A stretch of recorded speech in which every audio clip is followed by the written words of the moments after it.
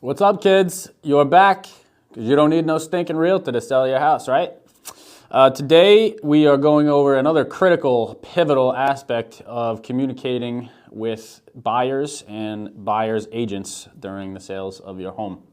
I am the often imitated but never duplicated host, Justin Dower of Spectrum Real Estate Consultants team, Keller, Northern Rhode Island. So we are talking now about communicating with buyers and their agents before and during your showing process.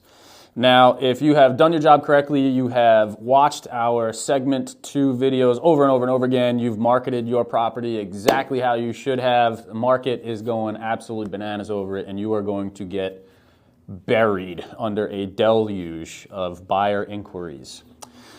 This is a good thing. It's a seller's market. We want as many buyers as humanly possible to be showing up to the early showings of your home, so hopefully we get all those offers at the same time. We can leverage them against one another. We've stated that's our goal a million times. You know that already. Now, it's incredibly important to be detail-oriented when you start receiving these inquiries. You are going to get them by text, phone, and email. And in the case of text and email, sure, you have a paper trail. You have something to refer to later on, but there's going to be a lot of those calls coming in as well. And you got to keep a detailed log of who you speak to, when they called, their information, and potentially also their agent's information. So it's not always immediately evident who you're speaking with. They can answer, hey, this is blah, blah, blah. Hopefully, if they are agents, they would disclose that immediately, and you can, write that down. You can also write down their buyers' names, ask for their buyers' names during that call, and jot that down as well. If you're receiving a call directly from a buyer, you should, again, ask them for their information. If it's on the phone, you want their email as well. And when they call, but also ask, are you being represented by an agent? If they answer yes, you'd like to know who that agent is, what their contact information is. You'd probably like to have a conversation with them as well ahead of time to ask all sorts of questions, but largely to cement them in your own mind as viable buyers. Have they been pre-approved? What does that pre-approval look like? What lender are they working with? Blah, blah, blah. This is going to allow you to reference who you've spoken to, when you spoke to them, and what their entire background is when it comes time to look at offers.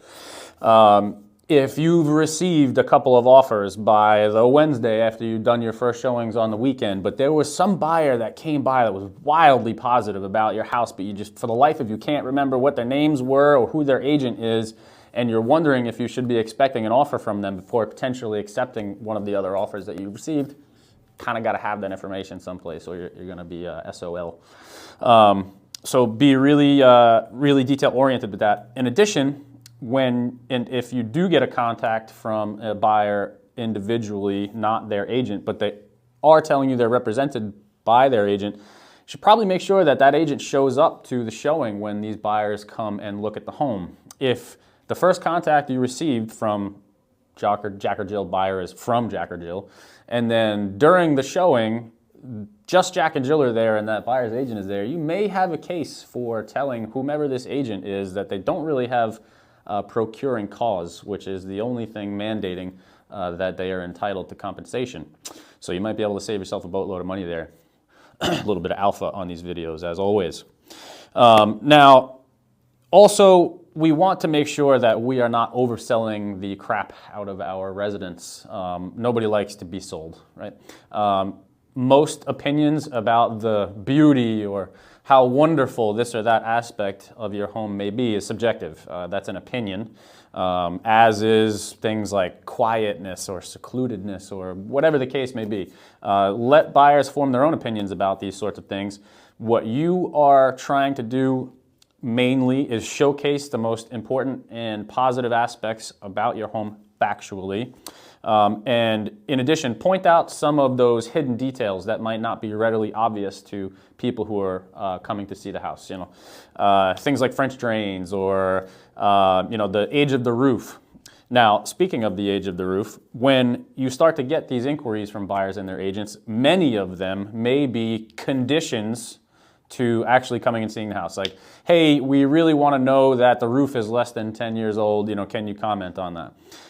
You are going to need to fill out what are called property disclosures, real estate property disclosures. These are documents, legal documents that tell the world everything that you know about your home. Not necessarily everything about it, because you may not know everything about it. There are all sorts of different sellers in this world, and not all of them are terribly sophisticated and know every last detail about their home.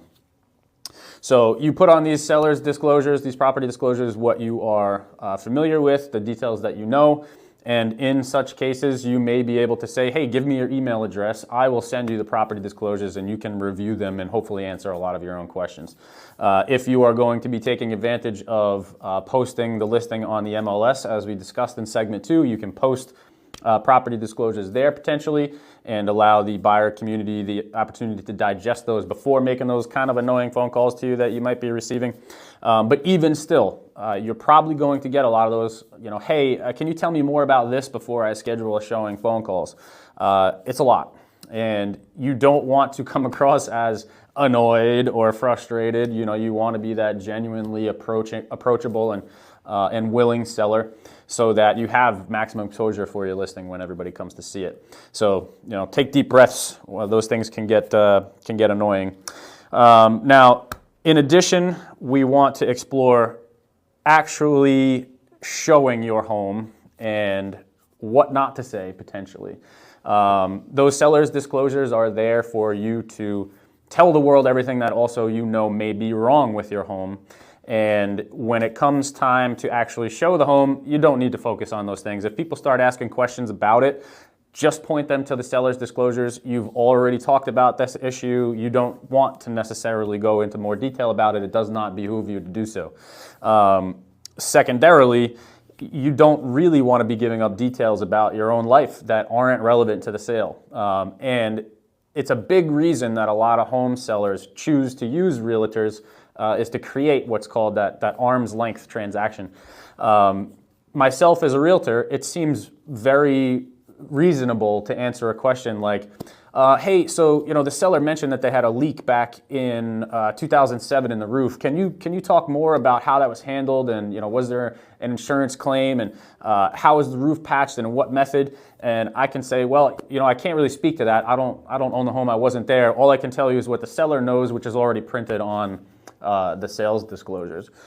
You as a seller, you're standing there with these people, and if you were to say something like that, well, I really can't speak to that. I've put everything I know about it on those sellers disclosures. It sounds a little bit more like, really, guy? You don't know anything about how it was patched. It might be the reality, but that's one of the benefits of having a realtor that you really can't solve on your own. Other things about why you're selling, where you're going. Nobody needs to know that you're getting a divorce if that's the reason you're selling your home. Nobody needs to know that you plan on moving out of state to Florida to retire. It's really got no bearing on the sale, but it could lend itself to the buyer having a better negotiating position if you did divulge this information. If you are getting a divorce, this is most likely a court-ordered sale. You know that the buyer and their buyer's agent will know that you have to choose some offer at some point because, again, it's court-ordered. You don't have the opportunity to just simply say never mind and stay in your home. Leave these details out. There's no reason for them to enter the conversation when you are conducting your showings. So there you have it. There's other topics we are going to touch on when it comes to negotiating offers and how to answer and ask the questions of the right people when you are going to review these offers. We're going to touch on that in another segment. We'll be back with you guys in not too long. Peace out.